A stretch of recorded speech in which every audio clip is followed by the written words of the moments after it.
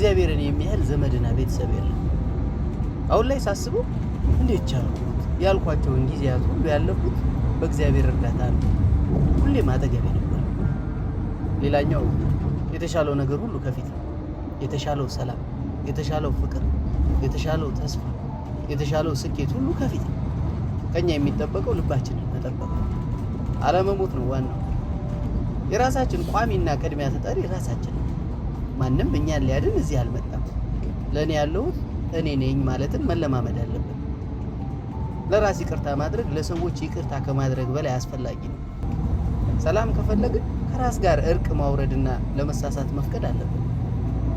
የእናንተ ያልሆነ ወይም እግዚአብሔር ለእናንተ ያልፈቀደው ነገር ምንም ብትጥሩ የእናንተ ሊሆን አይችልም።